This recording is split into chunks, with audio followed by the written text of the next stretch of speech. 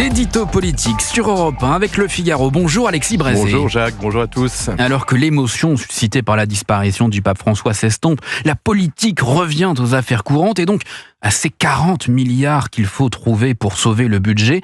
Vous croyez Alexis que François Bayrou en aura le courage ? Il me semble, pardonnez-moi Jacques, que la question n'est pas de savoir si le Premier ministre aura le courage de proposer les mesures nécessaires. Le diagnostic qu'il a dressé lors de la conférence sur les finances publiques était courageux, que celle de savoir s'il aura la capacité de les faire endosser par une majorité de députés. Et aujourd'hui, cette capacité me semble proche de zéro. C'est pour ça que je suis très pessimiste. 40 milliards, c'est déjà la somme que Michel Barnier s'était engagé à trouver.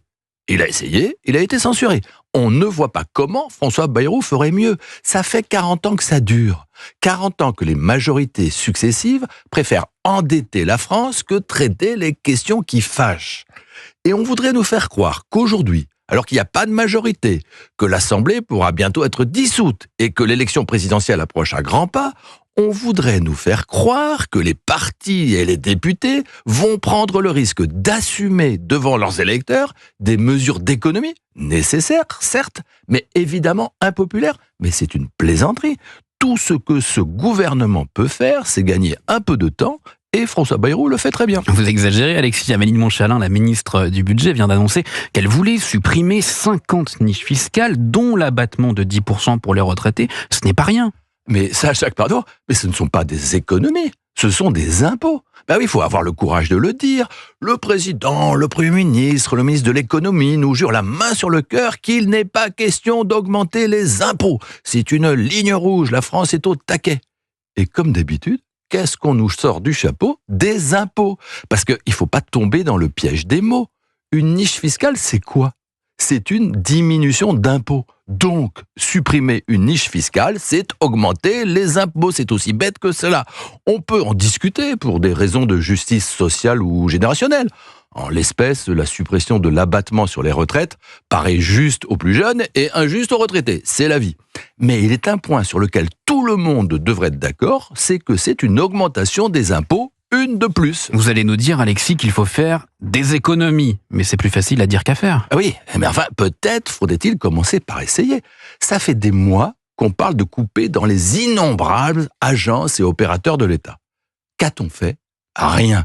Madame de Montchalin nous annonce qu'elle veut les passer en revue. Enfin, la revue, elle est vite faite. En matière d'environnement, par exemple, tout le monde connaît l'ADEME, qui nous indique combien de fois nous devons porter nos vêtements et nos sous-vêtements avant de les laver. Oui. Merci.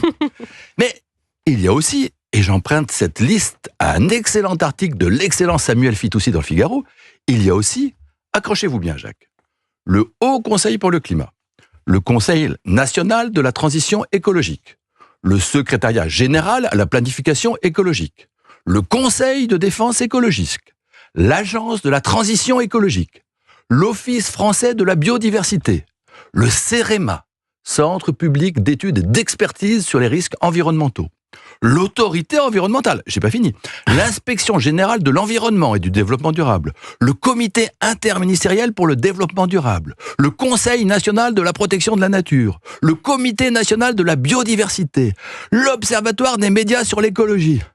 Mais n'en jetez plus, l'éco-cup est pleine. Alors je sais, c'est toujours difficile, mais enfin, il me semble que sans commettre un écocide, on devrait pouvoir tailler un peu dans cette bureaucratie. L'édito politique signé Alexis Brézé sur Europe 1. Merci Alexis.